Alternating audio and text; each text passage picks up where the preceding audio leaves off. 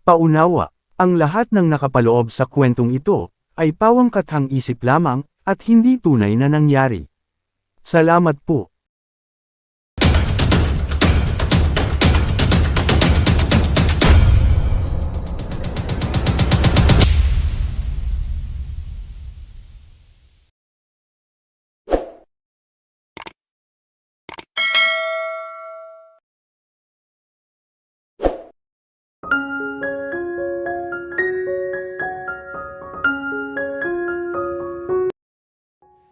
Kumalabog ng husto ang puso ko.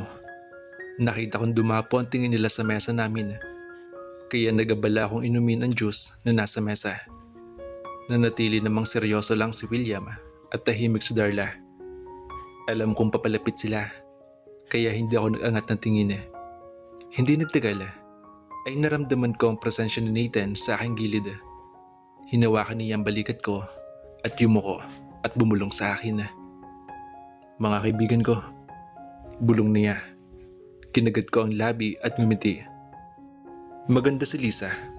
Hawak ng isang lalaki ang kanyang baywang. Hello. Ako nga pala si Lisa. At ito naman yung husband ko, si Anton. Pagpapakilala niya. Umawang ang labi ko na naglahad siya ng kamay sa akin. Nanatili naman tingin sa akin ni Nathan. Ako naman si Laura. Tinanggap ko ang nakalahad niyang kamay at maging kay Anton. So may asawa na pala siya. Fiancé ko. Duktong ni Nathan sa aking pagpapakilala. Tumawa ng malakas si Anton at ngumisi. Mabuti hindi ka na mahilig sa rambol ngayon, Nathan. Paunang topic ni Anton na makapag-peace bomb kay William. Magkakilala rin sila. Habang si Darla naman ay tahimik lang. Tumigil ka nga, sagot ni Nathan. Umiling lang si Lisa at tinampal ang hita ni Anton. Hinalikan naman ni Anton sa leeg si Lisa. Napaka-PDA nila. Dahil nga dakilang gustong ako makausap at makabanding ni Lisa, hiniling niya sa mga boys na mag-iba kami ng mesa. Girls talk raw. Pinagbigyan naman kami. Bawal nga raw yung alcohol sa amin. Nag-order pa sila Nathan ng karagdagang case ng beer sa kanilang mesa. Sa kaliwang bahagi lamang namin. Habang kami ay inorderan nila ng mango shake at ilang sweets. I'm glad na nakatagpo na si Nathan ng someone na nagpapatino sa kanya. Pala kaibigang sabi sa akin ni Lisa. Umiling ako at tinik pa ng mango shake. Nako, hindi rin eh. Napakasuplado pa rin niya. Ngumisi si Lisa. Papalit-palit naman tingin sa amin ni Darla. At alam kong naungot ka iyon sa akin. Alam mo, narinig ko ang nangyari sa inyo noon.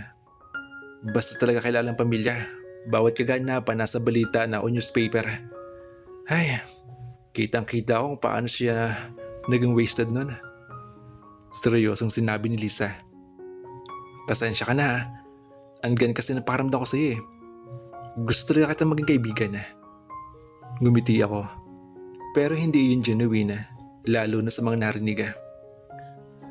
All of us deserve a second chance. Singit ni Darla. Tumango naman si Lisa bilang sang-ayon. Ang mga lalaki kasi, hindi pinapakita ko anong totoo nilang nararamdaman. Pero deep inside, nasasaktan na rin sila. Sumimsim naman si Darla ng shake at tumango ulit. Nilihis ko naman tingin at tiningnan sila ni Dana. Nanlaki ang mga mata ko nang makita kung sino-sino ang bumulong kay William. Pareho-pareho kami napatingin doon. 3 babae ang naroon. Nagsusubok na makapag-usap sa kanila. Hinilig lang ni Nathan ang kanyang batok sa sandalan upuan at pumikit. Nawala ang ngiti sa labi ng babaeng kumakausap sa kanya.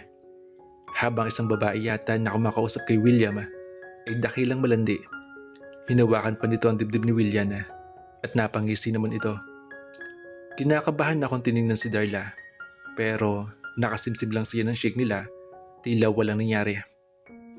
Diba si Tiffany yun? Tanong ni Lisa. Ha?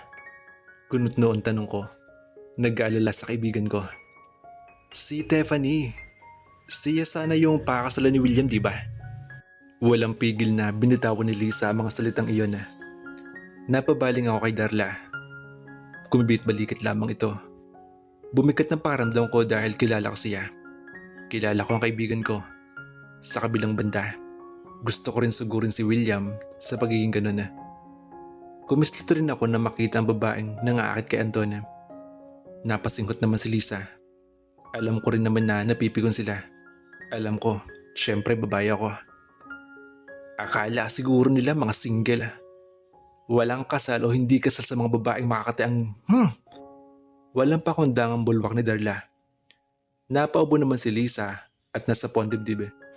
Hindi inaasahan na nawala ang poise si Darla. Nang tingnan namin ulit, napalitan na iyon ng ilang lalaki. Si Nathan ngayon ay seryoso na nakipag-usap sa dalawang lalaki na kararating lang. Nakita ko pa nakatingin siya sa akin habang nakipag-usap. Gumbit lang ang balikat ko. Ang tatlong babae kanina ay nasa malayong banda na at humahalakhak. Nanggigigil talaga ako. Malamig na tura ni Lisa. Mukhang nauuhaw ako. Sabay tayo ni Darla. Sinundan ko siya ng tingin. Ako rin. Gusto ko rin ng mainit eh. Segunda ni Lisa. Huli ko na natanto ang tangay pala ni Darla ang aking braso. Hey Darla! Nasa bar counter kami ng open space. Doon kami mismo pumesto sa gilid ng tatlong babaeng kumausap kanina kina Nathan. Tahimik na umorder si Lisa. Darl, ano ba to?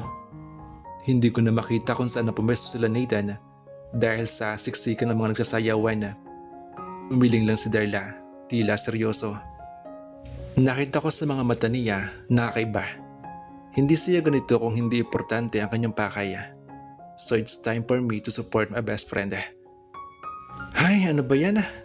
Hindi ganun si Nathan sa akin nun eh. Sabi ng isang babae na malaki ang hinaharap. Nagpalpitate yata ang tenga ko sa narinig. Kinagat ni Lisa ang labi dahil mas kasi siya rinig yun. Sa lapit ba naman namin sa kanila? Ay nagtaka ka pa. Kailan lang ba nagpakita ng feeling si Nathan? Sabi ng babae nagsusubo kanina kay Anton.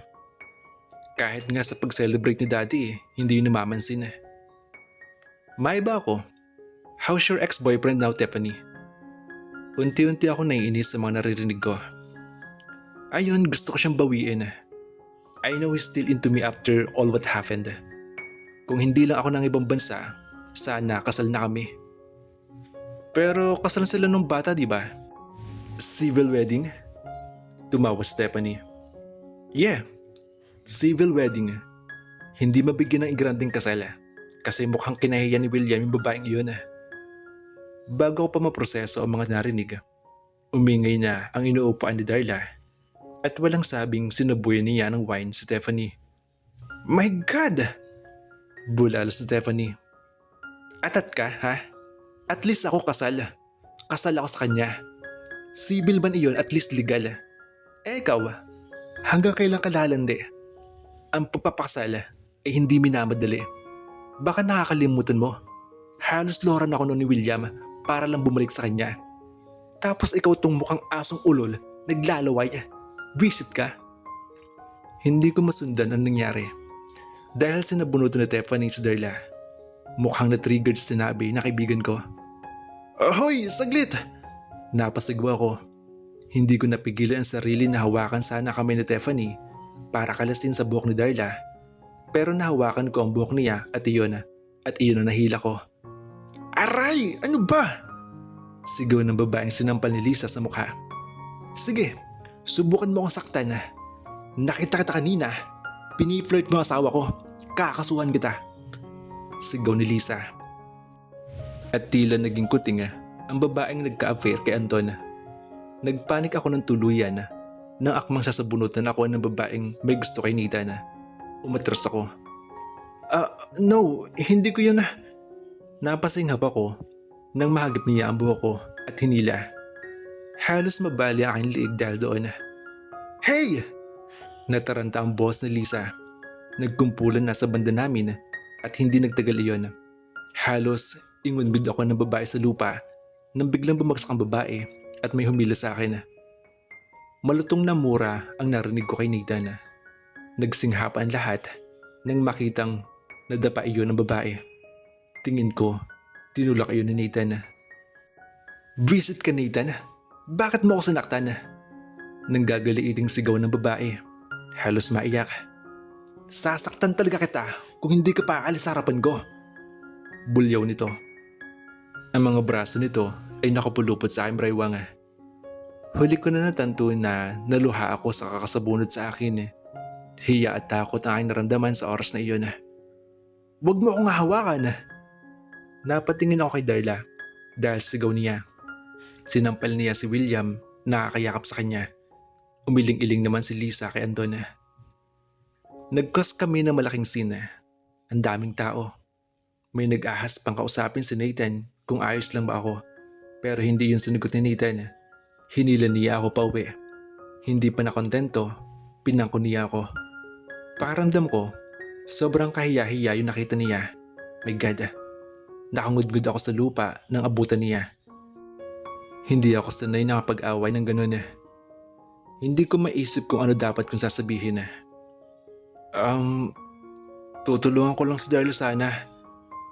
Galit lang expression niya habang buhat ako. Naglabasan na ugat nito sa leeg nito. Parang gusto niyang manakit. Magpapel tayo ng case. Pinutol ko sasabihin niya. Ano? Gulantang ako sa sinabi niya. Hindi yun ganun kalala tulad ng iniisip mo, Nathan. Overacting ka. Umiling ito at napapikit ang mga mata.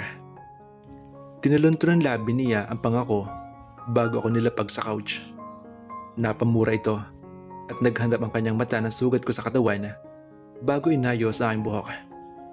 Tatawag ako ng dok. Natawa ako ng tuluyan. Niyakap ko siya na mahigpit kaya naputol ang kanyang pagsasalita. Okay lang ako. Bulong ko sa kanya at hinalikan siya sa may leeg. He is cold to me. Natulog kami noong gabing iyon na iniwasan niya ako. Tango lang ang mga sagot niya sa akin at ilinga. Aaminin kong may kasalanan rin ako. Hindi na sana ako nagpadala sa emosyon ko nang makita si Nico. Kinaumagahan, nagising ako na wala si Nathan sa akin tabi. Nakita ko siya may katawagan sa kanyang cellphone. Narinig kong tungkol iyon sa kaarawan ng kambala. Kausap niya siguro ang isa sa mga caretaker. Nakasuot lamang siya ng boxer. Nakita ko rin ang mga abs niya at mumunting balahibo na nakalatag doon. Ang buhok niya ay medyo mahaba na. Hindi siya yung gwapo lang, para siyang warrior. Nakita kong hinagod niya ang buhok bago nagpaalam sa kausap. 6:00 pa lang, gising na siya. Bumangon ako, kaya napatingin siya sa banda ko. Morning. Subo ko sa kanya. Malamig itong tumungo sa akin bago hinaklit ang towel na nasa gilid. Napansin kong pawisan siya. Siguro nag-gym siya tulad ng madalas niyang ginagawa. Magtatrabaho ka? Tanong ko ulit. Nakita ko ang kanyang mukha na parang wala lang. May pipirmahan akong mga papeles. Bibisitahin ko rin yung venue para sa birthday ng kambal ko bukas. Simpleng sagot niya. Napanguso ako dahil sa pagsusuplado nito sa akin. Ikaw lang? Tinapunan niya ako ng galit at titig. Dito ka lang. Bantay mo na lang ang kambal. Pero may group study kami, pwede naman siguro akong uunahin mo yun kaysa anak natin, ha, Laura? Halos sikikmat niya yon sa akin. Ano ba nangyayari dito? Hindi. Siyempre alagaan ko anak natin. Sa akin lang, pangit naman kung hindi ako pupunta, di ba? Group work yun. Laura, isa pa. Malabig na sagot niya sa akin bago titig na titig sa bawat sagot ko sa kanya. Tinalikuran niya ako bago lumagapak ang pintuan ng banyo. Naiwan ako naiyak sa kama. Parang bumalik iyong nakaraan. Kung gaano siya kahigpit sa akin. Kung paano niya ako pagalitan. Nakaramdam ako ng takot sa kanya. Yumuko ako at tiningnan ang singsing na binigay niya sa akin. Siguro, naninibago lang ako. Bilang pamilya, marami pa kaming pagdadaanan. At isa mga ito sa mga pagdadaanan namin. Kahit sa pagkain, hindi niya ako masyadong pinapansin. Ngiting-ngiti siya na sinusubo na kambela. Nang umalis siya, pinaliguan ko ang kambal katulong ang isang yaya ng mga ito. Leo, Nate, huwag kayong gagaya sa papa nyo ha. Binibigyan ako ng sakit sa ulo. Kaya sana paglaki nyo, hindi kayo ganun ha. Sabi ko, habang binibihis ng kambala. Nakasimangot lang mga ito habang nakatitig sa akin. Napangewe naman ako. Ay, sabi ko huwag kayong gagaya sa papa ninyo. Ganun pa rin. Wala silang reaksyon at nakatitig sa akin. Napangiti ako kasabay ng pagkurot sa aking puso. Patagal ng patagal. Habang nakatitig ako sa kanila ng matagal, nai-imagine ko na ganito noon si Neita nung bata pa. Kaya kahit umiiyak ang kambal, lumalambot lalo ang puso ko. Buryong-buryo ako sa kondo kaya nang matulog ang kambal ay umalis ako. Bala ko na lang bumili ng librong gustong-gusto ko. Pababa na ako ng basement nang mataranta ang driver namin. Ma'am, hindi po kasi nagbilin sa sir na aalis po kayo. Nangunot ang noo ko. Bakit ho? Bawal ho ba? Napakamot ito sa batok. Yun po kasi ang bilin sa akin eh. Umiling ako at umirap. May importante lang akong bibilhin kaya hindi pwede na hindi ako makakaalis manong. Kung ayaw nyo, magtataksi na lang ako. Walang naging choice ang driver kundi samahan ako. Naiirita na ako sa pagiging stricto ni Nathan sa akin. Kahit paglabas bawal. Kahit sa mall ay may sumusunod na bodyguards. Iyong 4 ko na bodyguards ay nadagdagan ng 2. Halos uminit ang ulo ko dahil doon. Kaya imbis na bumili sa National Bookstore, ay pinadiretso ko sa Puente Villa Tower ang driver. Ayoko sana mag-away kami dahil kaarawan ng kambal bukas. Pero bakit pati pag-alis ko bawal? Anong ibig niya sabihin? Igukulong niya ako? Galit akong pumasok sa tower nila. Alam kong busy siya. At naayusin niya rin ang ilang kailangan para bukas. Pero sobra na to. Hindi naman pwede mag-aaway kami hanggang mamaya, diba? Hapon na siya uuwi at kokonti ang oras namin para mag-usap. Hindi yun pwede lalo na para bukas. Ayoko may tinatago kaming hinaing para sa isa. Kilala ko yun. Hindi yun papatibag hanggat hindi ko lalambingin.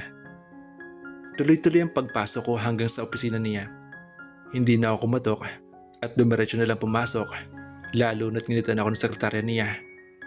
Natigil ako nang makita ko ang 2 lalaking busy sa scribbling sa papers at huminto iyon sa pagpasok ko. Nangunot rin ang noo ni Nathan na makita ko at hinihinto ang pagperma ng ilang papeles sa harapan niya.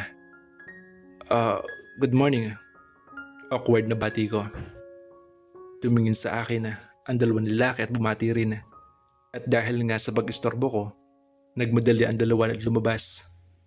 Ako sa kabilang banda ay hindi pa rin tutupok ang inis kay Nathan. Hindi pa nakakaaon sa wheelchair niya nang sinugod ko siya. Aalis ako sana para bumili ng libro, Nathan. Bakit mo pinagbabawalan lumabas? Sikmat ko agad dito. Namumuyo sa galit sa mababaw na dahilan. Nangunot ang noo niya at kinagatib ang labi. Bawal bang magbawala kang lumabas? Diin na sagot niya sa akin pero nanatiling kalmado. Pinipilit na wag nila akong patulan. Ano sa tingin mo? Laura, pinoprotektahan ka lang. Hindi ibig sabihin na tapos na yung kaso mo sa lalaking iyon ay wala siyang gagawing masama sa'yo. Tsaka advice dito ng kapatid mo. Bumuntong hininga ko. Nathan naman hanggang ngayon ba naman ay masisisi mo ba ako? Masisisi mo ba ako kung gusto kong akin ka lang? Tumayo siya at unti-unti ako nilapitan. Mali ba ang paraan kong magmahal? Napalunok ako. Hindi ako sanay na ganito siya kalambot sa akin ngayon. Hindi bagay sa kanyang pisikal na anyo. Hinila niya aking baywang at sinapo ang aking pisngi. Sorry. Nagseselos lang ako. Bulong niya. Napanguso ako at napawi ang lahat ng inis ko sa kanya sa kanyang simpleng haplos sa akin. Mas magiging mahigpit pa ako sa'yo kapag mag-asawa na tayo. Dagdag niya. Nathan naman eh. Mahal kita. Alright? Kinagat ko ang aking labi. Naramdaman ko na bigla itong tumahimik at nakatitig lang sa akin. Ramdam ko ang tibok ng puso niya. Napamura ito, pero mahina. Parang nakalutang ako sa ulap nang umalis kami sa tower nila. Binuksan niya ang sasakyan para sa akin at hinalikan ako sa ulo bago ako naupo sa loob. Sa kalagitnaan ng seryoso niyang pagdadrive ay panakanakang paghalik sa aking kamao na hinawakan niya ay mas gusto kong isubok na tanungin sa kanya. Nathan, may itatanong lang ako sa'yo. Sige lang. Tiningnan niya ako. Ano yun, baby? Naiinis ka ba talaga nun sa akin? Parang batang tanong ko. Mimisi siya. Oo. Tumaas ang kilig ko sa kanyang sagot. Naiinis na naman ako. Eh bakit naman? Dahil alam ko umiibig na ako sa'yo. Kakaiba pala. Napaka-weird. Sa sobrang bigla at saya ay napakaganda ko sa labi.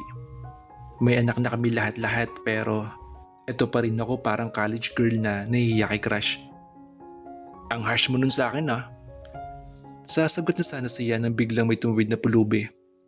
I almost shriek dahil konting hibla na lang sasalpukan na siya ng sasakyan namin. Inapakan ni Nathan ng preno pero bago iyon, hinawakan niya ang ulo ko gamit ang kanyang kanang kamay para hindi ako mabunggo sa dashboard. Malutong na nagmura si Nathan. Galit siyang bumaba. Sa pag-aalala ko, bumaba rin ako para awatin siya dahil sa babaeng iyon. Nakahando siyang babae at umiiyak habang nanginginig. Ang damit nito ay gutay-gutay at may ilan siyang dugo at putik doon. Nasapo ko ang sariling dibdib. Umawa ang labi ni Nathan dahil tulad ko, hindi niya rin yung inaasahan. Nakakaawa ang babae. Sinubukan kong alalayan ng babae pero umiiyak ito. Tulungan niyo ako. Pakiusap po. Tulungan niyo ako. Iyak nito at halos nag-i-hysteria na. Hindi ko siya kaya at tinignan ko si Nathan para tulungan ako. Nang lumapit siya ay tumabi ako. Dalhin natin siya sa ospital, Nathan. Sabi ko. Wag po. Itago niyo po ako kahit saan. Wag lang ako makita ng mga nanakit sa akin. Iyak nito. Kita ko nga sa katawan nito ang kakalunos-lunos na sinapit. May napapatingin na rin sa amin. Hinawakan siya ni Nathan sa braso para iangat. Yumakap ang babae sa kanya.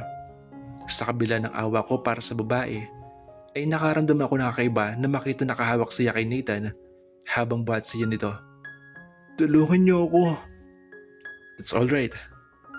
Seryosong sabi ni Nathan at tumalikod para isakay ang babae. Nag-hihisterya ang babae. Ang katawan nito ay puno ng pasa. Mga pasang humilom at may bagong pasa.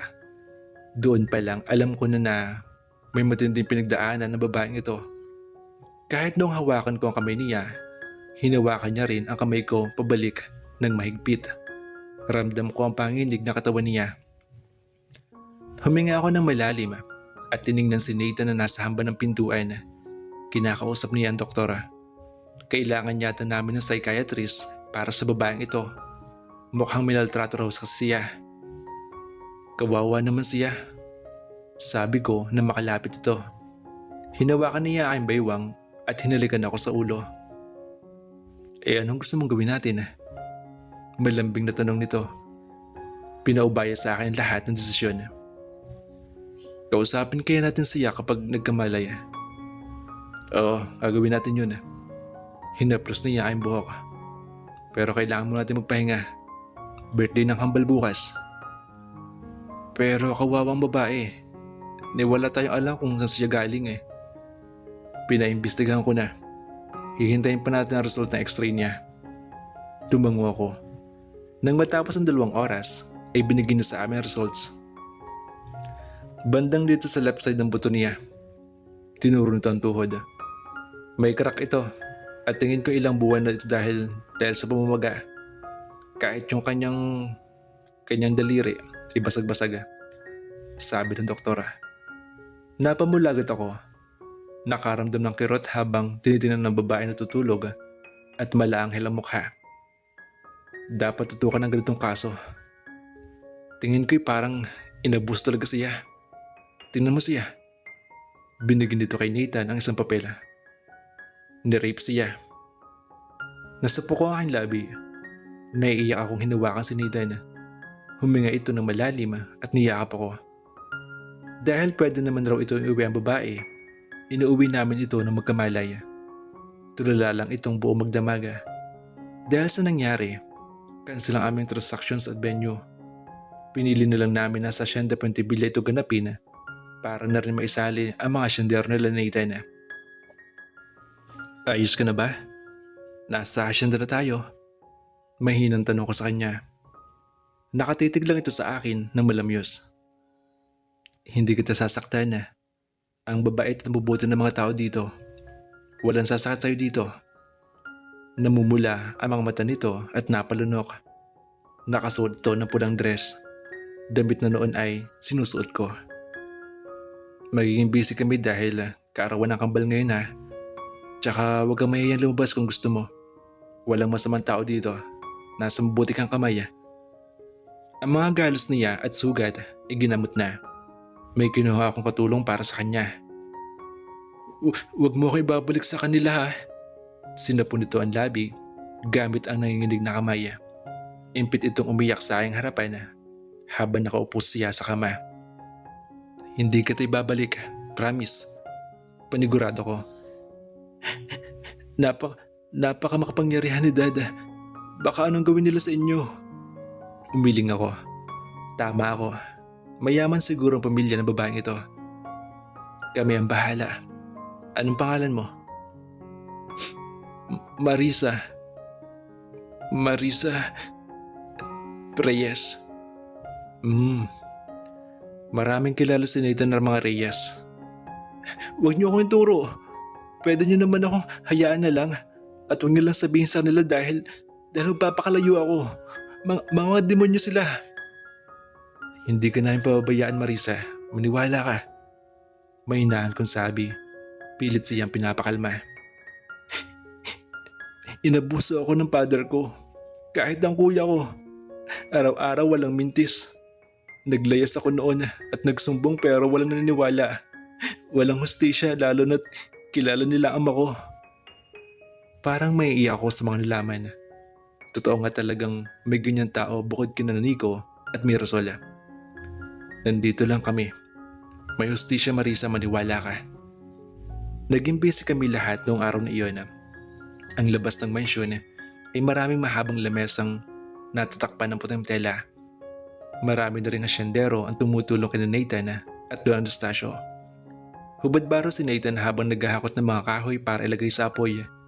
Nagluluto ang aming mayordoma ng bilo-bilong paborito raw lahat na narito. Parang kay simple at masaya ang mga naririto. Nakita ko rin si Nigel na umiikot ng 4 na lechon na hindi pa masyadong luto.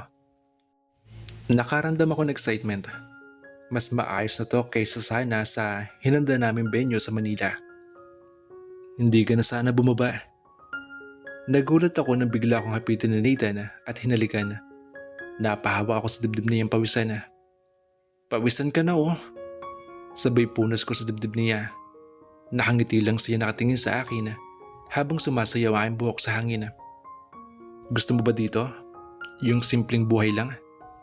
Tanong nitong bigla. Oo naman.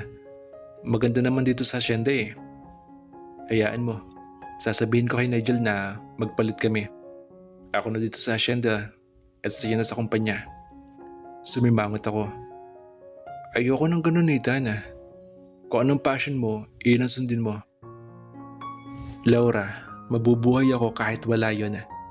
I can start with my own. Basta kasama ka. Bulong nito sa akin. Niyakap ko siya at binaon ko ang mukha sa kanyang leeg. Masaya ako ngayon. Wala paglagyan na kasiyahan. Hindi nakaligtas sa aking mga mata na nakatingin sa amin si Marisa sa beranda ng kanyang kwarto. Nakatanaw siya sa amin pero nang makita kong nakatingin, ay pumasok ito bigla. Everything was wonderful. Maraming bisitang karating sa hasyenda. May mga dumalo pa mula sa Manila. Nandito rin sina William at Darla. Si Anton naman at Lisa ay hindi nakapunta. Inayusan ako kanina ni Alessandra. Kinulot niya ang buhok. Pinarisan ko naman iyon ng dress na vintage. Nakatwini naman ang kambal suot ng damit. Marami nagpipicture sa photo booth kasama ang kambala. Nakaupo kami sa mahabang mesa na magsimula na kumain. Kanina, sinubukan kong iyain si Marisa. Pero natatakot at nahihiya daw siya. Huwag mong sabihin sa akin na anak siya ni Enrico Reyes. Nanliliit ang titig ni Don Eustacio. Katabi ko si Nathan na nakainom na. Sa kabila niya ay si William at Darla. Kaharap naman namin ay sila Alessandra at Nigel at Don Eustacio. Ang mga anak namin ay nakatulog na dahil siguro sa pagod. Maaari. Kilala ko si Enrico, Papa. Nagkatitigan si Nigel at Don Eustacio. Kung ganun, malaking kaguluhan to. Dagdag ni Don Eustacio. Bakit kaya nagawa nila iyon kay Marisa? Wala silang awa. Biglang singit ko dahil hindi ko na mapigilan. Handa sila Don Eustacio na tumulong lalo na't nakararas ang dahas si Marisa sa kamay ng ama at kapatid ang hindi tama. Kailangan na nating malaman ang resulta ng investigasyon, Papa. Hindi tayo pwedeng kumilos na lang. Tumango ako at hinawakan ko ang kamay ni Nathan.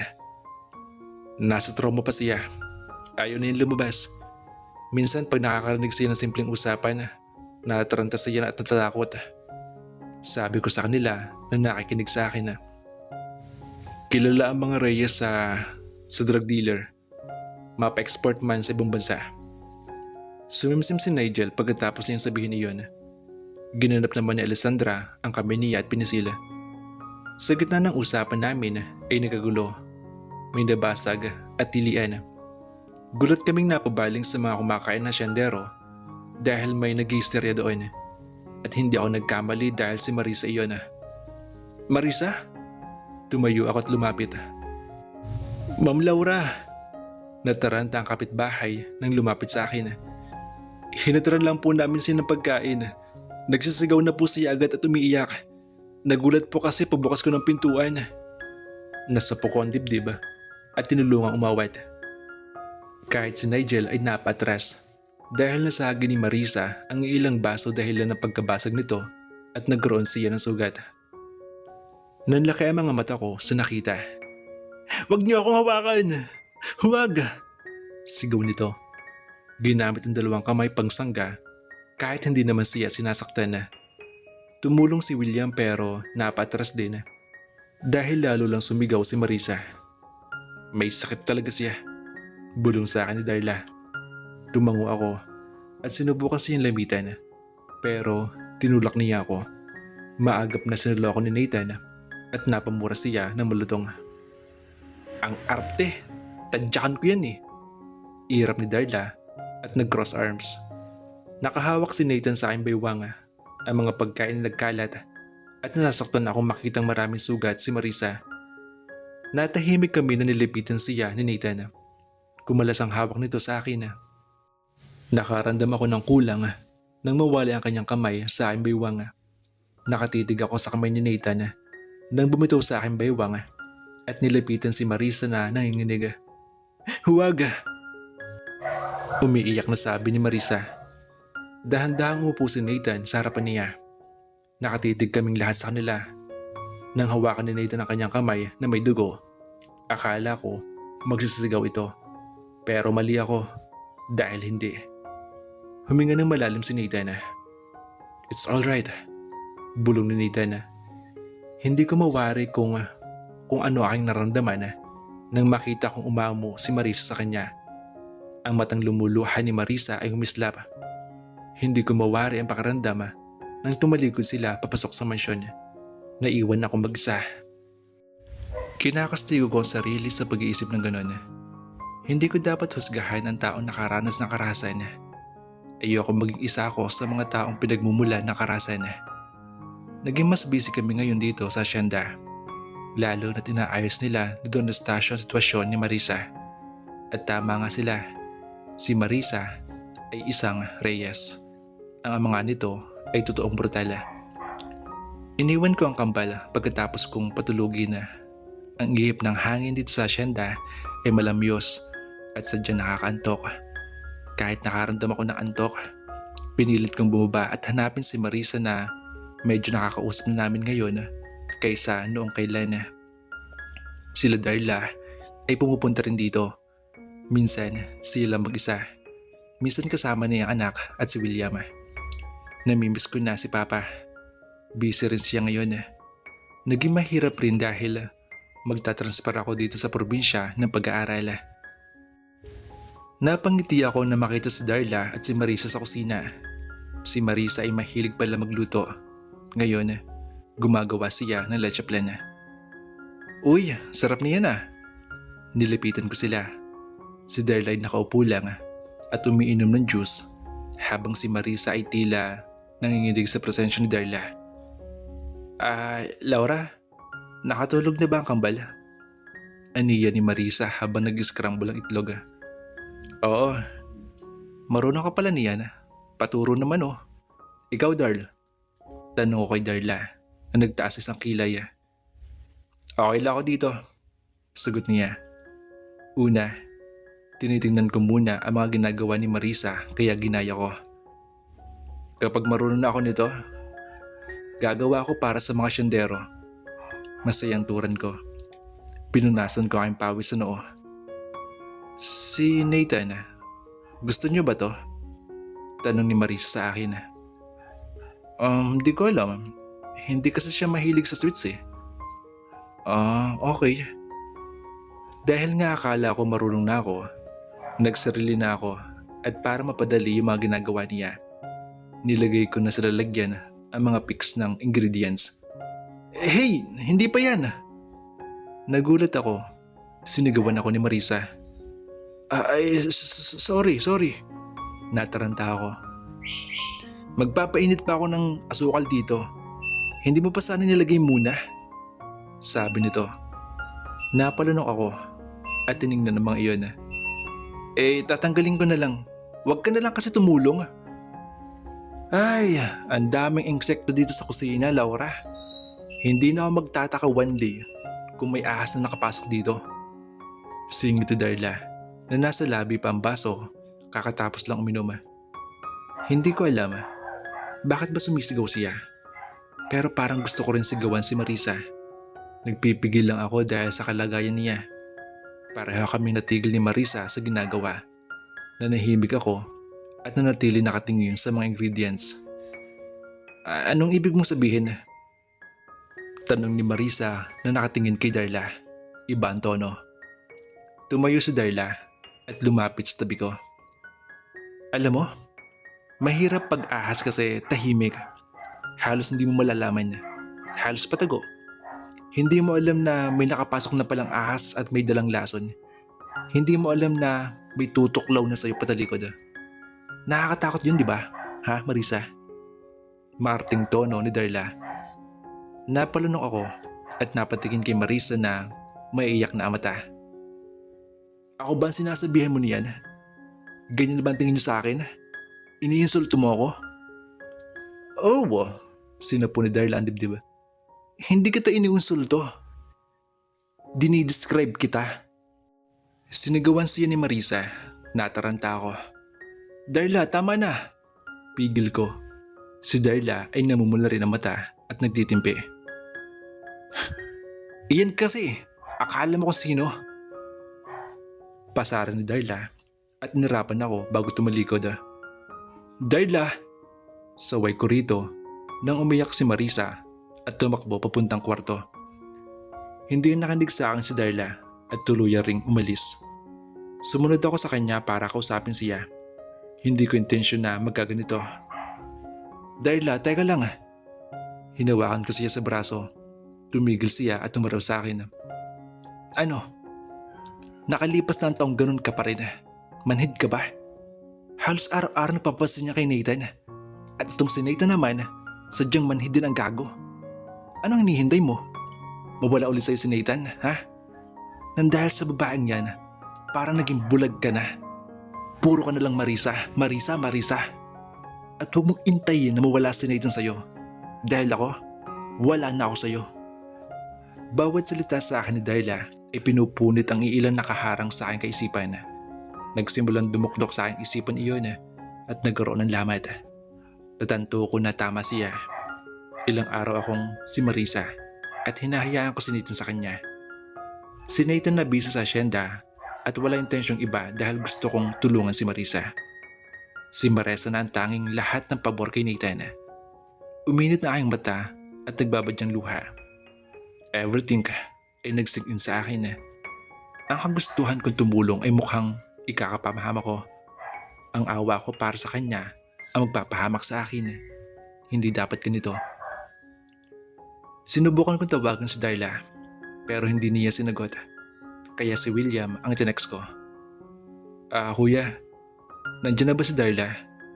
Pakisabi I'm sorry. Sana mag-usap kami ulit. Huminga ako ng malalim. Buong araw si Nathan sa tubuhay na. 3:00 na naman ng hapon ang kanyang uwi. Nakatulog ako nang matapos akong kumain.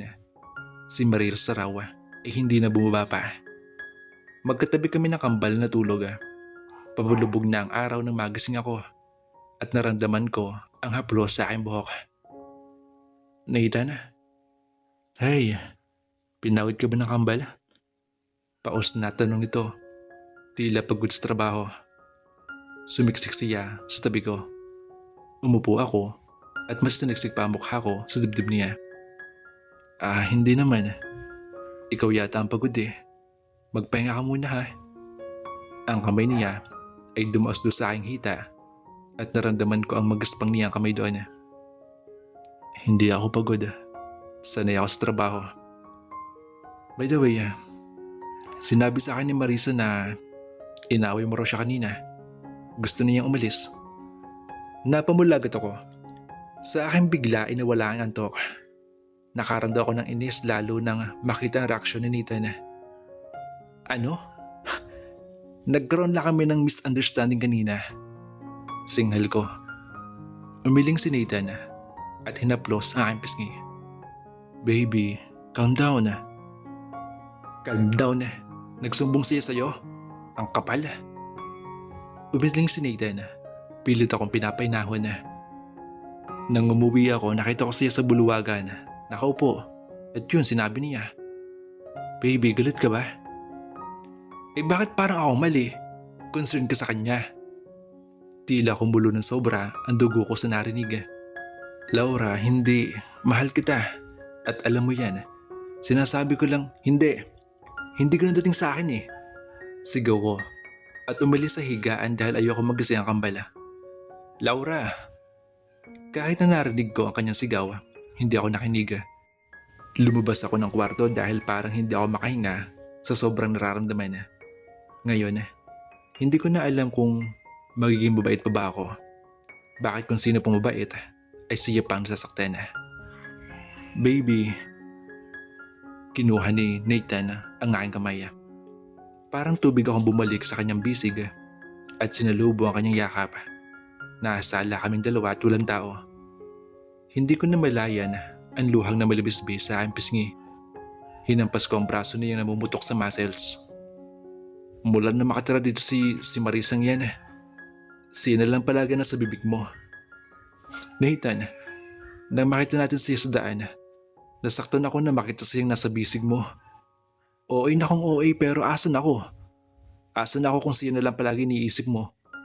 Kaya ayokong bigyan ka ulit ng pangalawang pagkakataon dahil takot na ako eh. Nakakatakot na makaramdam ng ganitong klaseng sakit sa puso ko. Sinabi ko ang lahat ng iyon nang lumuluha. Humigpit ang kanyang hawak sa akin, tila takot na mawala ako. Hindi mo ko iiwan ulit, Laura. Baby, hindi. Tumango ako kahit may luha sa mga mata. Hindi naman kita iiwan eh. Binigyan kita ng pangalawang pagkakataon, Nathan. Ibig sabihin, hindi na ako susuko. Kaya sana huwag masayangan ang pagkakataong ito. Sana bigyan mo rin ako ng pagkakataong mahalin ka nang hindi ako natatakot tulad noon. Please, Ayoko ng kahati. Ako lang dapat. Narinig ko ang malutong na pagmumura ni Nathan at unti-unti nagdilim ang aking paningin. Nagising ako na nasa aming kwarto. Hindi ko inaasahan ng mga ito. Madamdamin akong tahimik lamang habang kinakausap ni Nathan ang doktor na tumingin sa akin. Tahimik kong kinapakan tiyan. Hindi ko na malaya na isang buwan na akong buntis at dahil sa stress, kaya ako nahimatay. Nagpaalam ang doktor tumalis. Si Don Anastasio ay nakarating na mula sa Manila. Nandito rin siya sa loob ng kwarto ko. Magpahinga ka na, iha. Anak, maiwan ko na kayo. Tinapik nito ang balikat ni Nathan. Tumingin naman si Nathan habang nakatitig sa akin. Pakiramdam ko, gusto ko na lang matulog ng buong araw. Parang hindi ko makapaan sarili ko kung ano ba ang gusto ko. Umupo si Nathan sa aking tabi at hinalikan ako sa noo. Nanatili ang aming noo na magkalapat. Ang kanyang hawak sa aking pisngi ay tila isang bulak lamang na sobrang gaan. Aalagaan kita. Kung noon hindi kita nalagaan nung buntis ka, babawi ako ngayon, pangako. Bulong nito sa akin. Tumango ako at dinama ang init ng kanyang katawan. Ang kanyang mga mata ay may kakaibang ningning. Nasaan na ang kambal? Tanong ko at umupo. Inalalayan niya ang baywang ko sa pag-upo. Nakasuot lamang siya ng white t-shirt at black pants. Hindi nalilingad sa aking mga mata kung paano namumutok ang kanyang braso at ugat. Napanguso ako at inaangat ang tingin sa kanya. Tulog na sila. Pumikit siya ng mariin at hinilot ang kanyang batok. Ay, hindi ko na alam ang gagawin ko. May gusto ka ba? May pinaglilihan ka ba? Kailangan ko yatang mag-research . Napangiti ako sa narinig. Tila kausap niya ang sarili niya. Baby, hindi ako nag-joke. Sabi nito at hinalikan ako sa buhok. Kahit ngayon, parang tumatalon pa rin ang puso ko sa tuwing ganito siya kabait at ka-sweet sa akin. Parang isa akong teenager na kinikilig. Nakagat ko ang labi ko at kinuha ang isang bagay na pinagkatago-tago ko sa drawer. Halos hindi ko bitawan na kamay niya nang kunin ko iyon. Nakita ko ang pagkagat ng kanyang labi habang pinapanood ang hita ko. Hindi ko mapigil ang mapangiti. Natatandaan mo to? Pinakita ko sa kanya ang album noon na puro siya ang laman. Noon nagbubuhat siya ng mga prutas at tubo sa asyenda namin noon. Napanguso siya at kinuha iyon sa akin. Akin na to ngayon, sabi nito. Nangunot na aking noo, ang kanyang labi ay nakadikit na naman sa aking pisngi at humahalik. Ayaw mo nga nito noon . Noon yun, kasi napaka-creepy . Napasimangot ako. Creepy? Hindi mo talaga ako gusto noon, no? Singhal ko sa kanya. Niyakap niya ako ng mahigpit at huminga ng malalim. Creepy kasi, para bang tumatambol yung puso ko kapag pinagmamasdan kita. Noong oras na iyon, hindi ko mamaamin sa sarili ko na mahal ko na pala tong batang to. Tudyo ko sa kanya at ngumiti ako. Kinagat ko ang labi at hinawakan ang kanyang braso. Alam mo ba noon, nung buntis ako, mahilig ako sa kambal na pagkain. Tulad ng saging, atis, basta kambal. Ganun ba? Ngayon kahit quadruplets pa na pagkain hahanapin kita. Sabihin mo lang. Nagpipigil na ako na mapangisi. Iba yata ang gusto kong kainin . Bagya ko siyang tinulak. Ang mga mata nito ay bigla ng laki at tila may ibig sabihin. Nakuha nito ang gusto kong ibatid. Ako na ngayon nakaupo sa kanyang kandungan at siya ay nakahilig sa sandalan ng aming kama. Para siyang reyna na sinasambang isang makisig na kawala. Hinawakan ko ang kanyang ibabang parteng katawan at hindi ako nagkamali dahil namumukol iyon ng sobra. Baby, protesta nito. Pero inilagay ko ang daliri ko sa kanyang labi. Please, sabi ko, para ba akong isang batang nagmamakaawa para sa candy. Napalunok siya at pinikit ang mga mata. Nakuha ko yung hidyat. Hindi tong unang beses na ginawa ko sa kanya. Minsan, kapag nasa bingit ng init, kung ano-ano na ang atin naagawang hindi natin inaakala. Habang si Nathan naman ay bihasang bisa sa mga ginagawa. Hindi yung nagtagal dahil inangat niya ako. Hinalikan niya ako at inamoy. Napamura ito. Inangat nito ako ng maingat. Binaligtad ang aming posisyon. Alam ko nagmumukha na ako ngayong handang-handa sa kanya. Ang aking buhok ay nagkalat sa unan habang pawisan siya at wala nang pang itaas. His fly was open at klarong-klaro sa mata ko kung gaano siya kahaba. Tila tinuturo ako nito. Napakagatlabi ako nang iangat niya ang aking bestida. Hinalikan niya ang harapan ko hanggang sa bumaba pa iyon. Napaungol ako. Ang mga mata nito ay parang umaapoy sa passion. Kahit sa pagkababa ng aking pangibabang saplot ay maingat siya. Nathan, kumubala sa akin ang halinghing na nang maramdaman ang labi niya doon. Kitang-kita ko ang kanyang balikat at likod na nakalubog sa aking gitna. Nakita ko kung paano sumabit na aking maputing hita sa kanyang balikat na tila punong-puno nakakasigan. Habang nilalamon ng apoy ay hindi nawaglit sa aking mata ang nakaawang na pintuan. Nakita ko si Marisa na nanonood sa amin. Para ba tong galit na galit? Magalit ka na. Tingnan mo. Bulong ko. Nilakasan ko pa aking ungol at dinamdam ang halik doon ni Nathan. Gusto kong ipakita sa kanya kung paano ako sambahin ng lalaking gusto niya agawin. Gusto ko ipakita na ako lang at sa akin lang ganito si Nathan. Nakatulog ulit ako.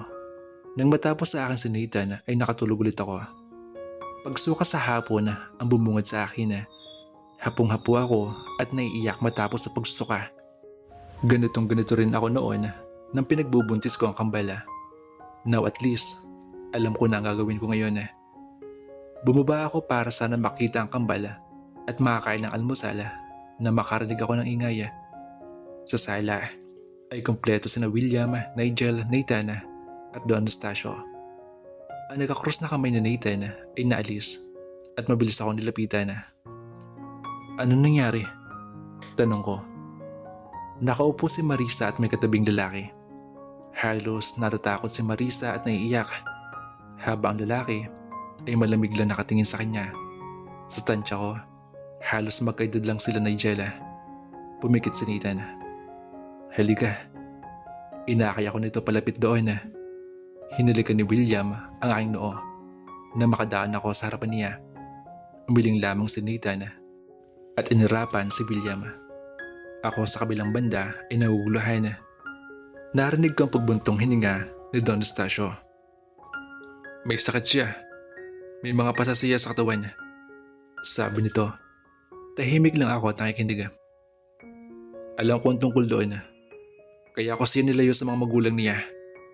Kinasal na kami. Pero umalis siya pagtapos ng honeymoon namin. Seryosong aniya. Hindi ako makapaniwala sa narinig.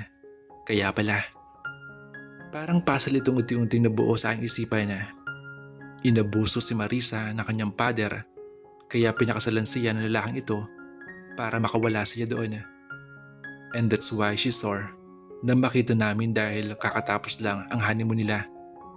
O baka this man ay pinuwersa si Marisa. Sa itsura pa lang nito, mukha na maangas. Pero bakit ganun siya kay Nathan?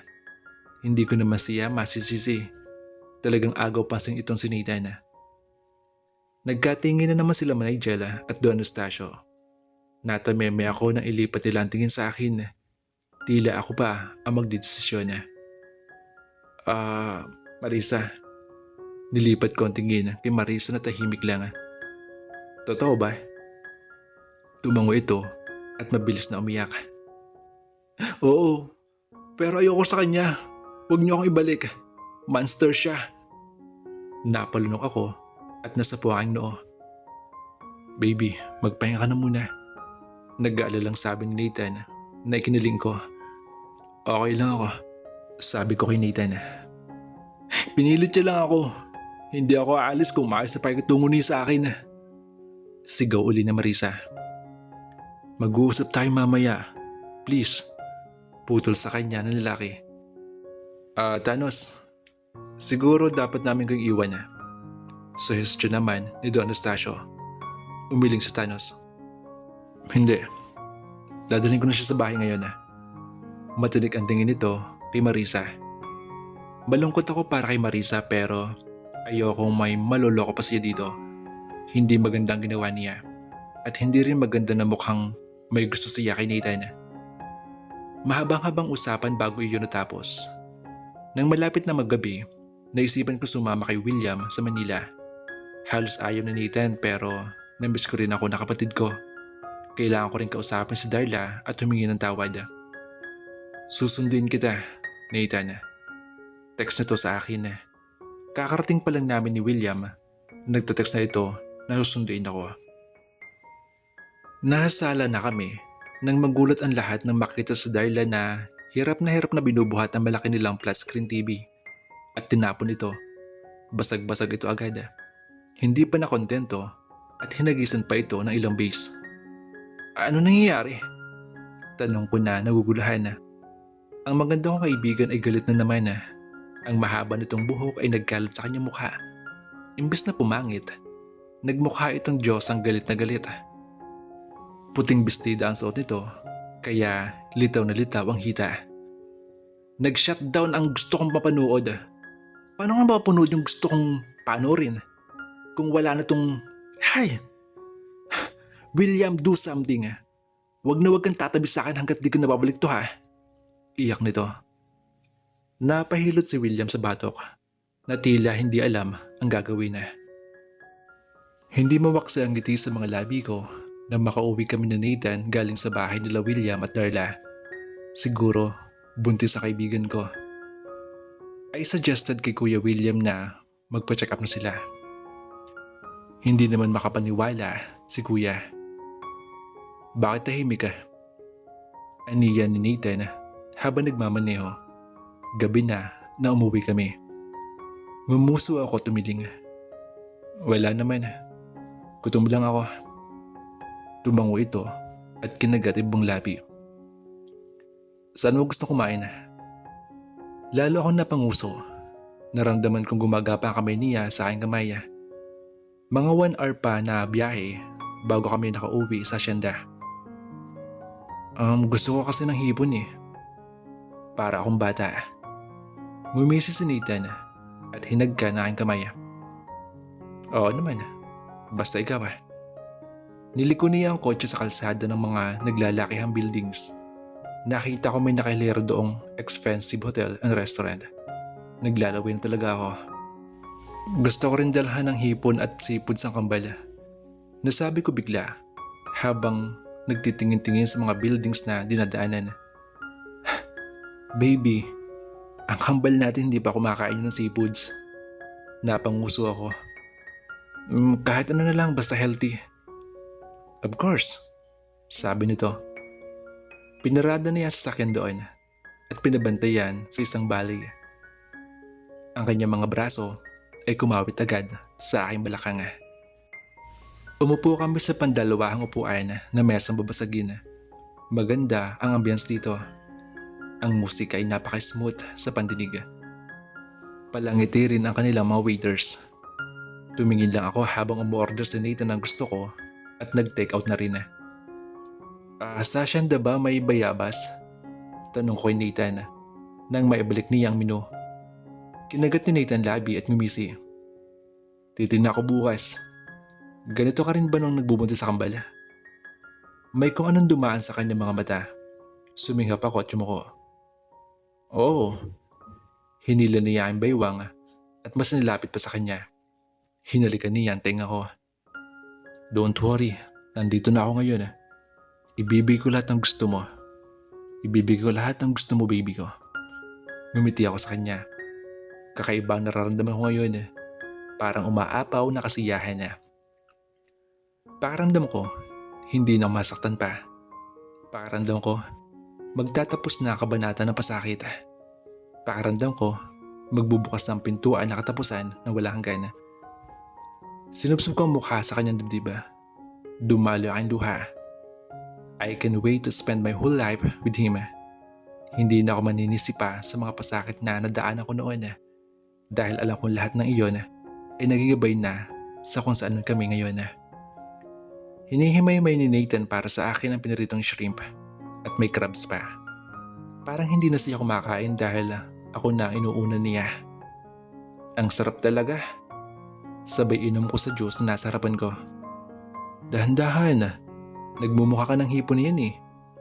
Mahinang sambit na Nathan na ikinatigil ko sa pagkain. Ano? Singhal ko. Ewan ba? Bigla ako ng lamig. Nagulat rin si Nathan sa naging reaksyon ko at napamura siya ng marahan. Hindi na ibig ko sabihin. Hindi. Sabay tulak ko sa kanyang braso. Sinabi mo ba na mukha akong hipon? Kinagat niya ang labi. Tila hirap na hirap. Hindi. Nawala na ako ng gana kumain. Ayoko na. Ang bilis ko mag-isip na gusto kong kainin. Ang bilis ko rin magsawa lalo na kung masisira ang mood ko. Halos hindi ko siya iniimik pa uwi ng asyenda. Nang makauwi na kami, wala na rin si Marisa at nalaman kong umalis na. Gabi na, hindi ko na naabot ang gising ang kambala. Ilang minuto muna ako nagmamasid sa kanila habang natutulog sa mahabang crib nila. Ewan ko itong nararamdaman ko. Nagigilta ako sa inusta ko kay Nathan. Pero meron nag-uudyok sa akin na mainis at magalit. Ewan. Hindi naman ako ganito noon kababaw nung nagbubuntis ako sa kambala. Dinalaw agad ako ng antok nang bumulusok na ako sa kama. Ang lambot ng kutsyon at ng kumot ay maganda sa aking pakaramdam. Na hindi pa nakakapasok si Nathan ay nakatulog na agad ako. Kinabukasan, binisita ako ng pagsusuka. Alas 9 na ako nagising at nalamang wala na sa akin sa tabi si Nathan. Doon pa lang, nasira na ang araw ko. Hindi siya tumabi sa akin kagabi. Siya pa ba ang galit? Naligo ako at bumaba na. Umagang umaga ay naiisip ko na naman yung bayabas. Nakita ko agad ang nagkalat ng mga katulong na may kanya-kanyang gawain. Ma'am, ano pong gusto niyong breakfast? Tanong ng katulong. May bayabas ba dito? Tanong ko. Meron ho ma'am, pero maaga pa po, baka sumakat ang tiyan niyo. Napanguso ako at hinarap ang kambala. Nasaan si Leo at Nate? Nasa poolside po sa likod mama, kakatapos lang po kumain. Tumango ako at nagtaka na makarinig ng komusyon sa labas. Wala si Don Anastasio. Minsan lang din si Nigel dito at si Alessandra dahil may sariling bahay na. Pagkalabas ng mansyon ay nakita ko ang isang van na kulay puti.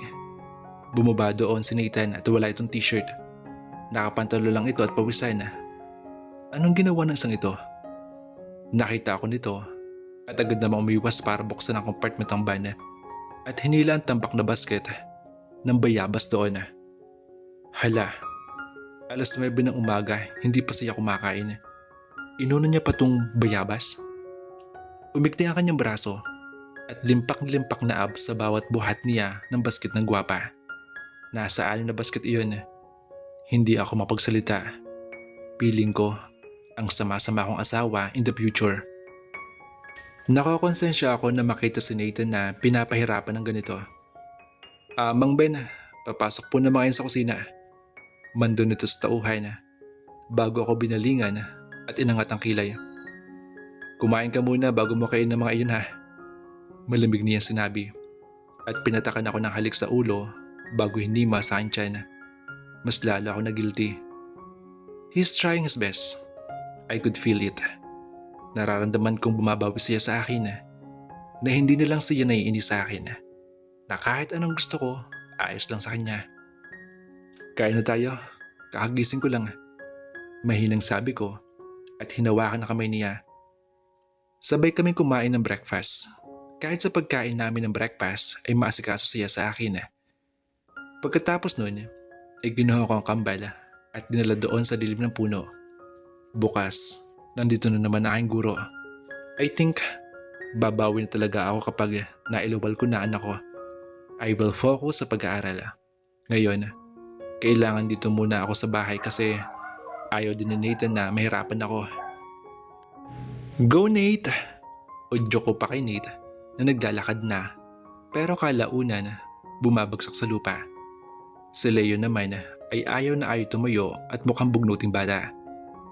Ni hindi malans ininda ni Nate na matumba siya sa lupa. Kaya agad ko siyang kinarga at binalik sa crib dito sa lilim ng puno. Nilinisan ko siya ng wipe sa paa dahil may mga putik doon. Hay, itong si Leo, ayaw talaga matuto maglakad, ang suplado. Namaangat ako ng tingin. Nakita ko nakahulikikip si Nathan sa balkonahe ng mansyon habang pinagmapastan kami. Umihip nakakaantok ng hangin at natatangay ang ilang buhok ko. Ngumiti ako sa kanya at kinawayan siya. Kakarating lang niya galing kabilang barangay. Kung tatanungin ako kung gusto ko ba itong buhay sa hacienda, masasabi kong oo. Dahil wala na akong mahihiling pa. Hindi ko akalain na kaya ni Nathan na ipaubaya at iwan ang lahat na mayroon siya sa Manila para sa tahimik na mamuhay dito sa hacienda. Si Don Anastacio at Nigel ang nagpalit sa kanya sa mga naiwan niyang trabaho sa kumpanya. Hindi ko na tuloy alam kung saan mas bagay sa kanya. Ang makita siya nakasuot o naka-intense tingnan o ang nakapantalo lang siya na gutay-gutay at kadalasang hubad baro na pawisan. Parehong bagay sa kanya. Lumapit siya sa amin habang nakunot ng noo at niyakap ang kambal. Kinukulit niyo na naman ang mama niyo ha? Balambing ang boses ito sa kambal. Hinalikan nito ako sa labi na makitang walang reaksyon ang kambal. Ba't napakaseryoso nila lagi? Tila bulong niya sa sarili. Napatawa ko. Tanungin mo kaya ang sarili mo kung bakit. Ngumuso ako at tumupo. Napaungol ito at hinila ko pa upo sa kandungan niya. Ang kambal ay binigyan niya ng dede kaya humiga ang mga ito. Nakikita kong unti-unti nahuhulog ang kanilang talukap. No, dapat ikaw ang tanungin ko. Ano bang ginawa mo sa akin tuwing lasing ako ha? Mapang-asar ang boses niya na kumikiliti sa aking tinga. Namulagad ang aking pisngi at pilit akong umiwas. Palaisipan pa rin sa akin hanggang ngayon eh. Tumawa siya. Anong ginawa mo nun Ha? Nung gabing yun, anong ginawa mo? Tinula ko siya. Tumigil ka na nga. Hindi, hanggat hindi mo sinasabi sa akin. Kinagat nito ang labi. Ginahasa mo ako nun tapos ikaw pa tong may ganang layasan ako. Napakarude mo naman. Tinampal ko na ang braso niya sa sobrang kahiya na. Pwede ba Nathan, tumigil ka nga? Nakakahiya eh. Nakontento ako sa kung anong meron ako ngayon. Nag-uumapaw sa saya ang nararamdaman ko. Minsan, namamalengke kami na parang normal na tao. Kahit siya ay kilalang kilala at ginagalang. Ngayong araw na ito, namamalengke kami ulit dahil may gusto na naman akong kainin. Nagmamaneho siya ng kanyang sasakyan. Maputik ang daan at sa highway pa ang simentadong daan. Maingat ang kanyang pagmamaneho. Nakainom ka na ba ng vitamins? Tanong nito sa akin. Tumango ako sa kanya at ngumiti. Napakaganda mo. Duktong nito, nanay ka na sa mangot ko. Mambobola pa. Sabi mo nga mukha akong hipon eh. Humagalpak na naman siya ng tawa, kaya yung braso niyang macho ang tinatid ko ng kurot. Ow, baby! Ungot niya, pero nakangisi pa rin. Hipon ha, baliw ka naman sa akin eh. Napaluhod nga kita eh. Tahimik siya doon at napaisip. Talaga ba? Sabi nito. Abay oo, sinumpa kita noon at naluhuluhod ka rin sa akin. O diba? Napaluhod kita, baliw na baliw ka sa akin. May pagmamalaki sa boses ko. Talaga naman eh, dumuluhod naman talaga ako lagi sa'yo. Tuwing gabi, pinapaluhod mo ako sa gitna ng sinabunutan ko na siya sa buhok. Kaya napatigil siya. Nayanig ang sasakyan sa malakas niyang tawa. Ang sama mo talaga Nathan, iniinis mo ako lagi. Himut ako. Ewan ba, naiinis ako na hindi ko alam. Gusto ko siyang tirisin lagi. Hawak niya ako sa kamay nang maipark niya ang sasakyan sa bakanting lote. Noon, hindi ako ganun ma-expose sa ganitong klaseng palengke kaya ngayon, namamangha talaga ako. Anong gusto mo? Tanong ni Nathan at hinalikan na kamay ko. Gusto ko nang kainin ang mga prutas, kahit anong prutas. Masiglang sabi ko at hinila siya papunta doon. O ingat ka, paalala niya. Okay, mura lang, kilo naman sana at saging. Sigaw ng tendera, kaya pumili ako. Si Senyorito Nathan nandito. Kilala siya talaga dito. Nagkumpulan iba mga dalagang tindera sa aming harapan at manghang-mangha na nakatingin kay Nathan. Seryoso lang si Nathan at tumango. Ang asawa ko pa mamimili. Napatangot-tango ang mga ito at napatingin sa akin bago nagbulong-bulungan. Di ba yun yung nabuntis tapos ibang ama? Walang hiyang bulong ng isa. Oo, umalis pa nga kasi nahiya eh. Kalat na kalat yan dito noon Parang nabuhusan ako ng malamig na tubig nang marinig iyon. Hindi ko in-expect. Hindi yun totoo. Hindi ganun nangyari at istorya. Nanginig ang kamay ko habang pumipili.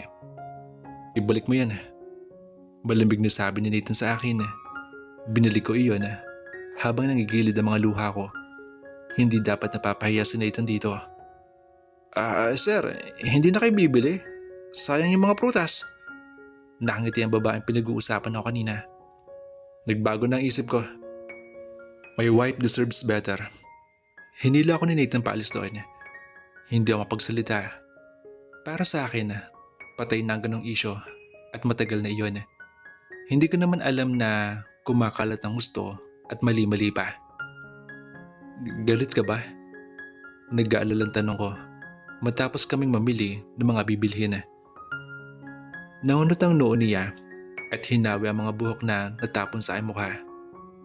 Oo, nanlumo ako. I'm sorry nang dahil sa akin. Hindi sa'yo. Ayoko ang mga taong masama ang sinasabi sa'yo. Para gusto kong manakit. Umaba ang labi. Umusbong unti-unti ang ngiti ko. God, salamat dito. This is the life that I wanted. Kumain kami sa simpleng restaurant. Nakita ko rin ang limpak-limpak na pera sa loob ng sasakyan na winidraw niya. Nag-withdraw ka para saan? Tanong ko habang pauwi kami. Umiling siya.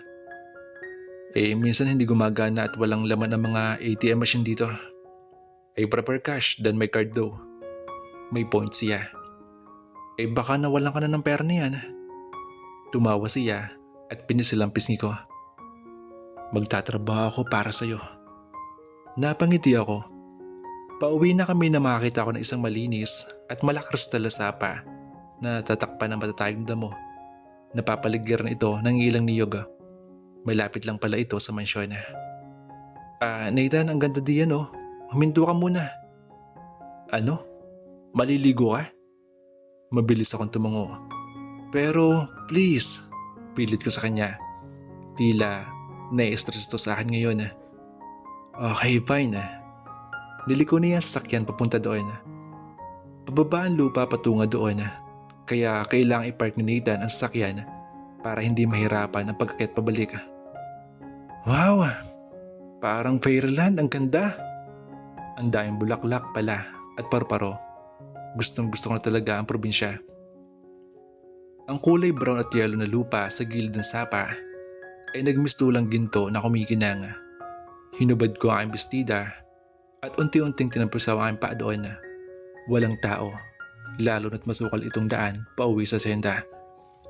Nantin ako si Nathan ay nakahilig ito sa malaking bato habang nakatingin sa akin. Nahiya ako bigla at na-confuse. Maligo ka na! Ngumisi ako sa kanya at mas nalubog ang katawan para maibsan ang kaba. Unti-unti siyang lumapit at hinubad ang kanyang t-shirt. Kasunod niyang hinubad ang kanyang pantalon kaya nakaboxer lang siya ng itim. Umiwas ako at sumisid. Oh, dahan-dahan! Narinig kong sabi niya. Bawat ingay namin ay umi-echo sa paligid. I saw some different colors of stone.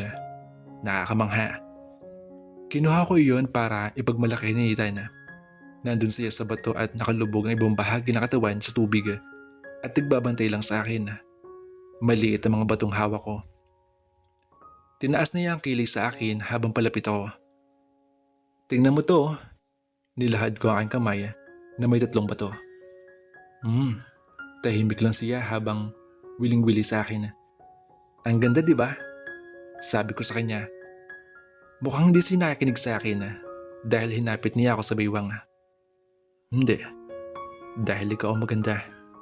Bulong niya sa akin at hinalikan ako. Hindi ko maisip na titingnan lang kita all this time. Umawang ang labi ko matapos niyang halikan. Nakasapo ang mga palad niya sa mukha ko. Ako naman ay lunod na lunod sa mga emosyon. Dahil kahit ako, nararamdaman ko ang katapusan. Nararamdaman kong panghabang buhay na pagmamahalan.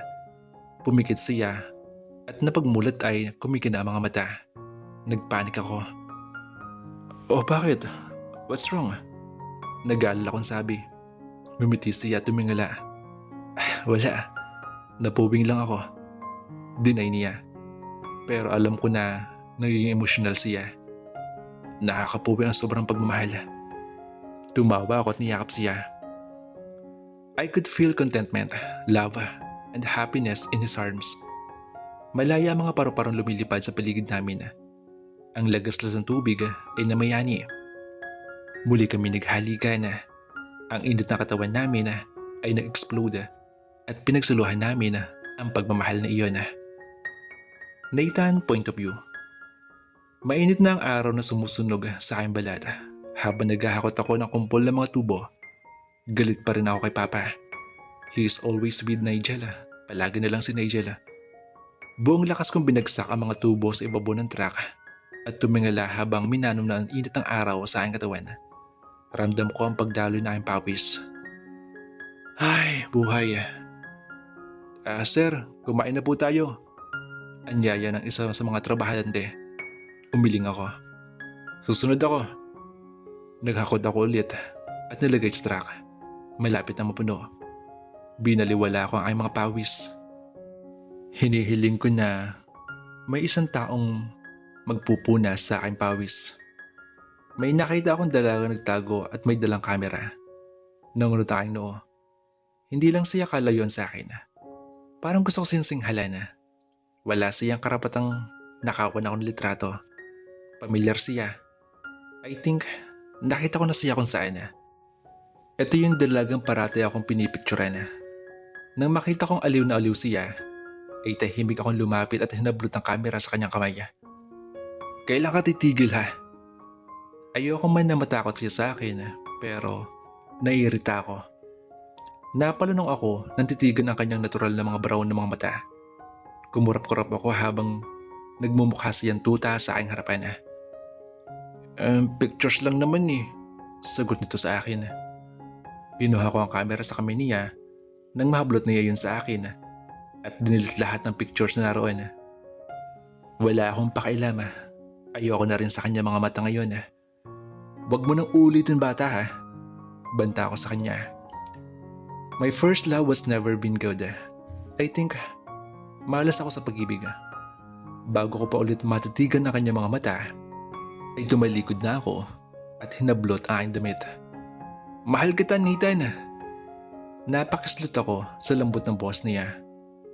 Batang to Mahal kita. Ulit niya na nilingon ko siya. Pinasadaan ko siya ng tingin at ngumisi ako. Not bad but I don't like her.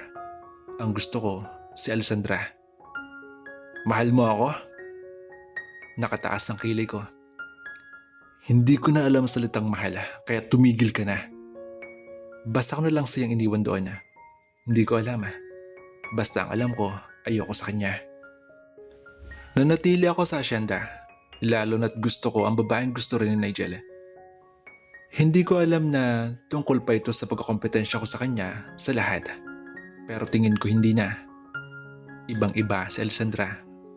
Minsan, iniinis ko siya sa tuwing makikita sa mansyon. Pero alam ko na hindi ako ang kanyang gusto. That's why I really hate love. Nanatili ako sa Asyendra. I tried to chase Alessandra. Nakita ko siyang sawi. Nakita ko siyang umiiyak para sa kapatid ko. Sa bawat pag-iyak niya sa akin ay nakakaramdam ako ng sakit para sa sarili. Doon pa lang sa kanyang mga luha, alam ko nang hindi siya ang para sa akin. Well, edi try natin. Sabay wagayway ni Danilo sa kanyang swivel chair, ang ama ni Laura. Umiwas ako at pinaikot-ikot sa aking kamay ang maliit na gluba. Maganda si Laura, Nathan, at mahal ka niya. If their company will fail, wala nang mawawala sa atin. Dagdag pa ni Papa sa aking mga iniisip. Bagyang tumaas ang kilay ni Danilo, sinabi ni Papa. Tumango ako at walang sinabi. Whatever in that contract, wala na akong pakilama.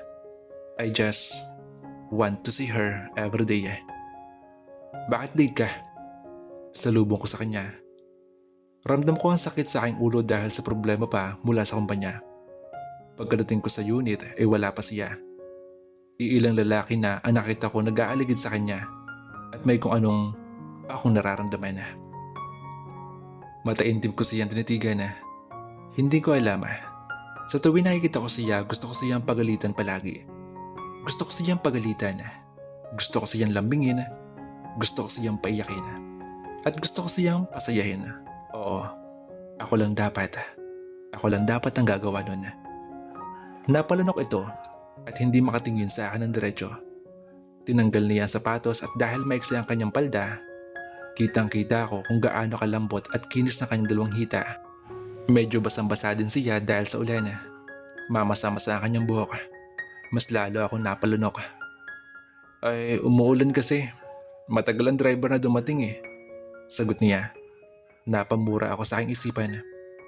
Ngumuso ako at tinitigan siya na tatanggal ang medyas.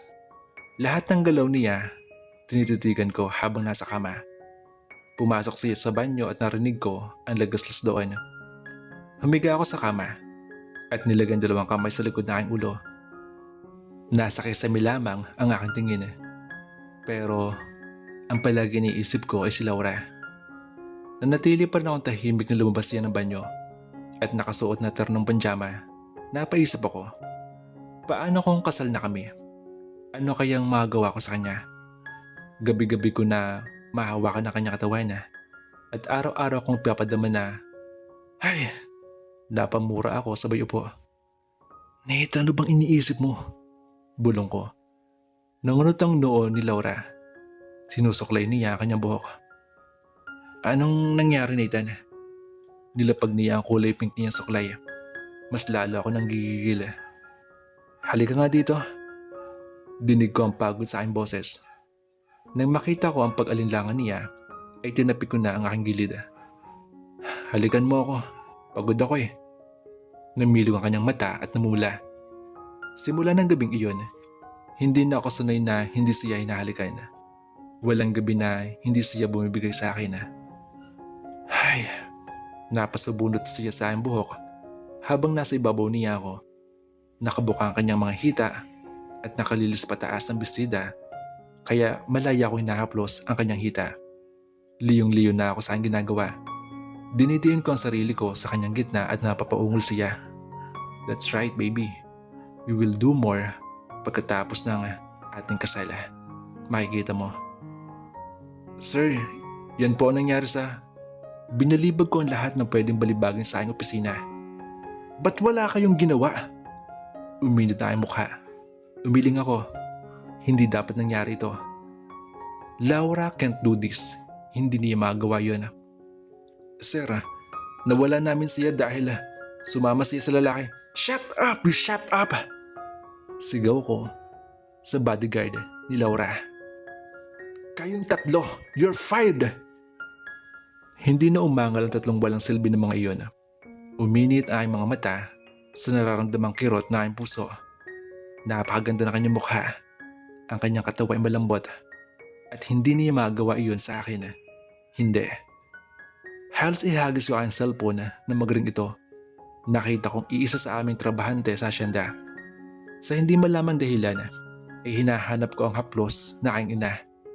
Mula pa noong bata ako, siya lang ay nakakapaamo sa akin. Siya ay nakapagpahupa sa aking galit. Kung pipilitin ko makita si Laura ngayon, makakapatay ako. Masaktan ko siya. Halos parurutin ko ang aking sasakyan sa kalsada. Kung nakakapagmura lamang ang mga sasakyang halos banggain ko, napuno na ako ng pagmumura. Halos gumabi na makarating ako sa asyenda. Sa labas pa lang, nakakarinig na ako ng ingay. Nang marinig ko ang iyak na aking ina, ay halos gusto kong pumatay. Nung gabing iyon, nagwala ako ng gusto. Doble lang sakit aking naramdaman. Si Laura at ang aking ina ay binigyan ako ng kakaibang sakit. Halos mamatay ako sa sakit nang makita ang aking ina sa aking bisig na punong-puno ng dugo at walang saplot. Binaboy nila ang ina ko. Sumigaw ako na sobrang sakit. Umiiyak ako habang ang ina ay nasa braso ko. Ang inang pinupuntahan na gusto kong gumabay sa akin at walang buhay na ngayon sa aking bisig. Hindi na ako nakakita pa ng liwanag. Tinanggap ko ang sakit. Ito na ba ang karma ko? Ganun na ba ako kasama? Bakit ganito? Sa isang bubong kasama si Laura ay parang isang panaginip. Halos ayaw ko siyang titigan. Sa tuwing tinitigan ko siya, hindi ko matanggap na may ibang nakahawak sa kanya. Hindi lang hawak. Nagmaneobra ako ng sarili kong investigasyon at may nalaman ako. Bilhin mo ang shares nila. Malamig na sabi ko sa aking right hand. Mag-i-invest tayo hanggang sa bumagsak ang kumpanya nila. Hanggang sa walang matira sa kanila. Sila na ang mangungutang sa atin. Tumungga ako sa alak na hawak. Sisirain ko sila step by step. Ngumisi ito.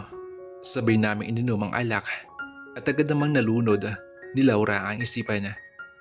I tried my best to get even with her. Nagdala ako na iba't ibang babae at sa tuwing nakakulong na siya sa kanyang kwarto at umiiyak ay pinapauwi ko na kung sinong babae na dinadala ko. Napasinghap si Alessandra at tinulak ako. Hindi mo alam ang sakit na nararamdaman ko. Tinuro ko ang aking dibdib. Alam ko nakatingin siya. Alam ko nandito siya. Gusto ko maramdaman niya ang sakit na nararamdaman ko. Buntis siya. Pero iba ang ama. That should be me. Dapat ako yun. Ganito pala yun oh.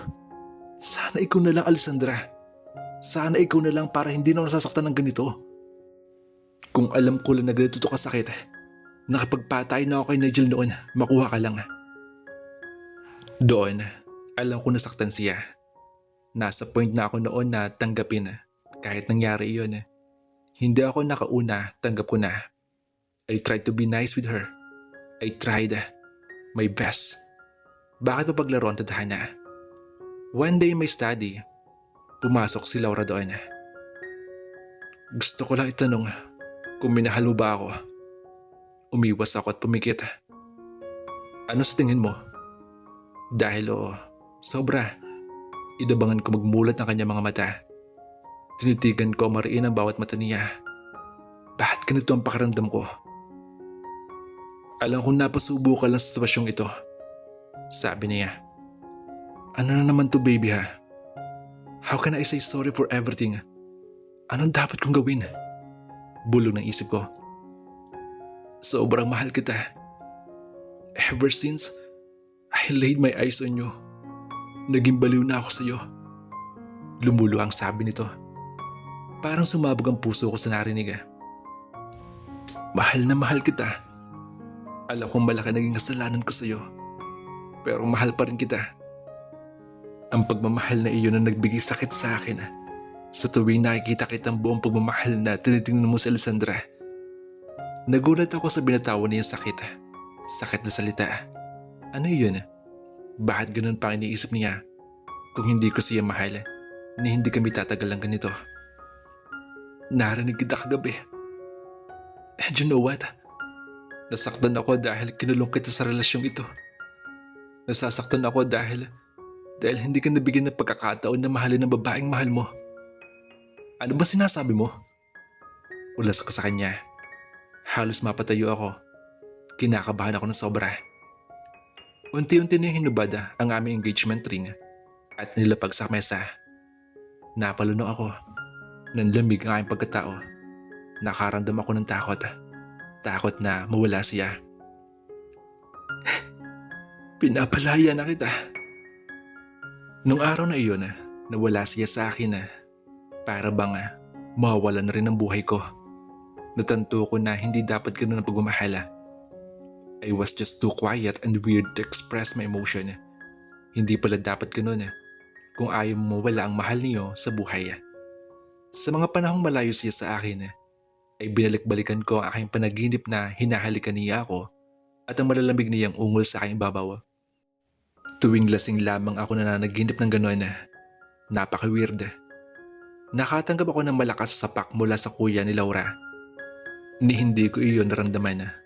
Ang nasa sistema ko ay ang sakit na mararamdaman ni Laura na hindi niya totoong ama ang kanyang kinikilalang ama. Gago ka! Halos napakin ako ulit ni William. Sige pa! Sige pa! Panghikayat ko. Deserve ko iyon. Ngumisi siya. Hindi kita papatayin ngayon, umayos ka. May kambal na kayo, kaya umayos ka.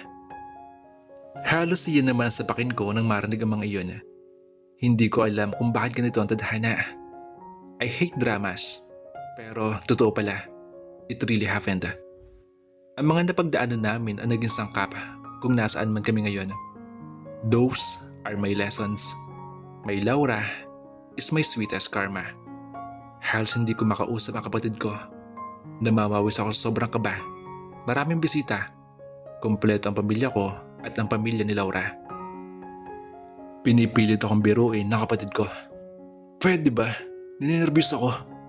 Asi ko sa kanya. Humalakak naman ang pinsan ko at napaubo si William. Nathan, nakasimbahan tayo. Nakangising sabay sa akin ni Xavier. Isa rin to. Para kang tuta dagdag nito. Wow, kung mapagsalita ka diyan. Pambabara ko sa kanya. Nasimbahan kami, ikakasal na ako. At ang mga buwisit kong katabing ito, talagang kinukulit ako. Parang hindi ka naging asong ulol kay Rosetta. Shut up! Shh. Sinikos siya ni William dahil may tinitigan ito. Halos lahat kami ay napatingin sa bukana ng simbahan. Kumalabog ang puso ko. Kumikina ang puting wedding gown ni Laura. Gusto kong hilahin siya ng mabilis para makarating sa akin. Random ko nangangatog aking tuhod. Kada, ang tagal na niya maglakad. Umiling-iling si William. Congratulations bro. Hindi ko alam kung pang-inis iyon pero seryoso ang mukha ni William at nagtagal ang titig sa kapatid. Huwag na huwag mo ulit siyang paiyakin Babala niya sa akin. Tumahimik na lang ako. Hindi niya ako dapat sabihan pa. Alam ko na ang gagawin ko ngayon Kung kailangan na maging tuta ako at sunod-sunuran para sa kanya gagawin ko. Nang mahawakan ko kanyang kamay, parang nakamit ko na ang langit. Namumuo ang luha ko sa aking mga mata. Nang nagsimula na at narinig ko ang kanyang sariling baws, gusto ko nang lumuha. Nathan, she put my trembling hands on her face. Pumikit siya na mariin. Pumikit din ako at din naman namin dalawa ang tibok na aming puso. Yung sakit ang nagturo sa atin kung paano tayo maging malakas at kung paano i-accept ang lahat. Tunog ng ibon na nagsiliparan at ingay ng mga lumuluhang kasintahan ng aking kapatid, pinsan at kaibigan ang aking narinig. Tatapusin na natin ang sakit na ito at lalakad tayo sa next page ng ating buhay at mag-start tayo ng panibagong love story natin. Lumuluhang sabi niya. Tinuko ko ang aming mga noo. Salamat sa sakit at kaligayahan, Nathan. Nakangiting sabi niya sa akin. Hinawakan ko ang kanyang malaking tiyan at umiyak ako. I love you so much, baby. Bulong ko sa kanya. Nagpromise kami sa isa't isa at nagpalitan kami ng mga vows. Muli ko siya hinalikan. Narinig ko ang palakpakan na nasa paligid ko. Palakpakan na alam kong ito na ang huli na masaktan ko siya. Ito na ang huli na paghihirap na makikita ko sa kanyang mga mata. Ito na yung huli at ito na rin yung simula na makikita kong magiging masaya kami ng mga anak namin. Maraming salamat po sa patuloy niyong pagsuporta sa Ace TV at sana Suportahan niyo po ulit ang mga kwentong ibabahagi namin sa inyo. Muli, maraming salamat po at hanggang dito na lang ang kwentong ito. Hanggang sa muli.